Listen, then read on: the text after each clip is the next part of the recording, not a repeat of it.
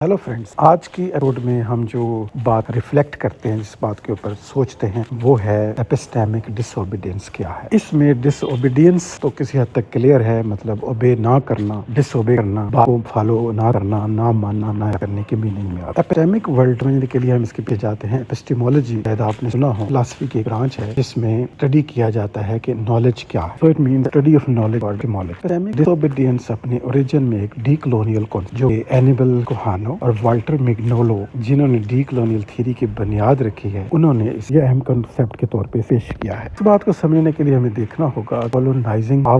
Colonisers ने सिर्फ जमीनों पर कब्जा नहीं किया था, लैंड्स को कॉलोनाइज नहीं किया था, लोगों को कॉलोनाइज नहीं किया था, जहनों को भी कॉलोनाइज सिर्फ नहीं किया था, मतलब किया था जहन को भी कॉलोनाइज, बॉडी को भी कॉलोनाइज, जमीन को भी कॉलोनाइज, ताकि उस जगह के रिसोर्सेज को एक्सप्लॉइट किया जा सके, उन्हें लूटा जा सके, उन्हें वेस्ट की तरफ लेके जाया जा सके। लेकिन साथ साथ उन्होंने इल्म को भी कॉलोनाइज किया था। तो जिस तरह हमें डीकॉलोनाइजेशन ऑफ लैंड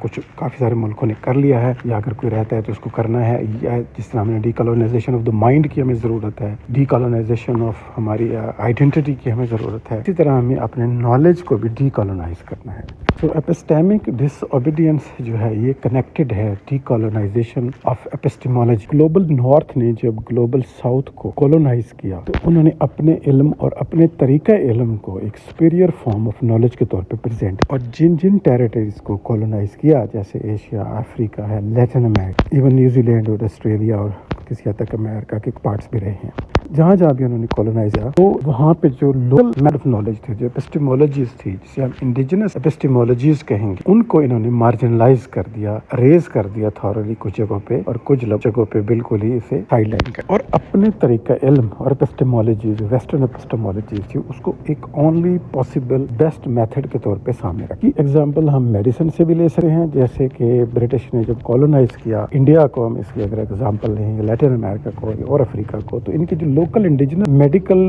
प्रैक्टिस, चाहे वो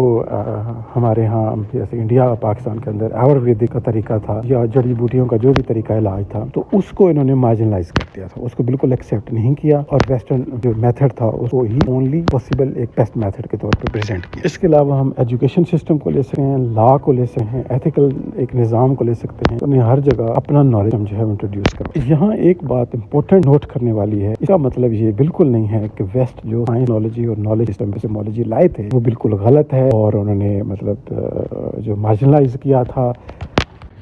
इसका मतलब सिर्फ ये है कि जो वेस्टर्न एपिस्टेमोलॉजी है वो भी एक अच्छा तरीका है इल्म हासिल करने का, इसी ने वेस्ट को साइंस, टेक्नोलॉजी और सुपर पावर तक पहुँचाए हैं। लेकिन इसका ये मतलब ये नहीं है कि वो सिर्फ एक फाइनल ओनली ऑप्शन है। इसका मतलब सिर्फ ये है कि दुनिया की बाकी तहजीबों ने जो हज़ारों साल नॉलेज और विजडम और जो एपिस्टेमोलॉजीज डेवलप की थी, उनमें भी कुछ काम की बातें हो सकती हैं, और यकीनन उनमें बहुत काम की बातें हैं। तो डीकोलोनियल व्यू यहाँ पे ये नहीं कहता कि वेस्टर्न तरीकाकार को टोटली डीथ्रोन कर दिया जाए, डिसेंटर कर दिया जाए, मार्जिनलाइज करके या रेज कर दिया जाए, और हम पुराने जो हैं वो सिस्टम को ले आएँ, बल्कि डीकोलोनियल व्यू एक प्लूरीवर्ड डेवलपमेंट की तरफ बढ़ता है। इसका मतलब है कि मल्टीपल वेज ऑफ नॉलेज को एक्सेप्ट किया जाए, जिनको वेस्ट ने डी सेंटर कर दिया था उनको भी वापस लाया जाए, और उनमें से जो काम की चीज़ें हैं, जो काम के मामलात हैं, जो काम के तरीके हैं, जो इंडिजिनस मेथडोलॉजीज़ हैं, उनको री-इवैल्यूएट किया जाए, री-इमेजिन किया जाए, रिविज़िट किया जाए, और इस तरह जो वेस्टर्न एपिस्टेमोलॉजी को भी रिविज़िट किया जाए, और इन सब को सामने रखकर एक मल्टी डायमेंशनल, मल्टीप्लिसिटिकल और एक प्लूरीवर्सल एक सोसाइटी का क़याम अमल में लाया जाए। एक प्लूरीवर्सल मेथडोलॉजीज़ प्रेजेंट की जाएँ जिसमें हर तरह की एपिस्टेमोलॉजी को इंसानी इलाह के लिए हमें काम में लाना है। तो इसका मतलब है जब आप वेस्टर्न एपिस्टेमोलॉजी को सिर्फ एक एपिस्टेमोलॉजी मानेंगे और बाकियों को भी उतनी ही अहमियत देंगे, और इंसानी फलाह और डेवलपमेंट रखी और इंसानियत को सबसे पहले रखेंगे, और एक प्लूरीवर्सल थिंकिंग, इंक्लूसिव थिंकिंग लाएंगे, तो ये अपने आप में एक एपिस्टेमिक डिसोबीडियंस है। यानी आप वेस्ट के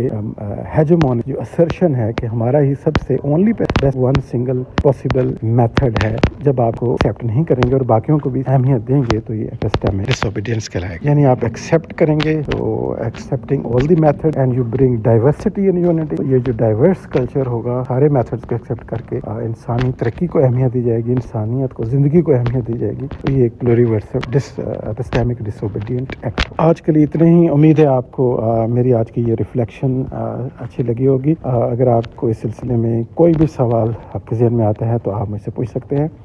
میں اس کا جواب دینے کی پوری کوشش کروں گا. Stay blessed, stay critical, stay D colonial.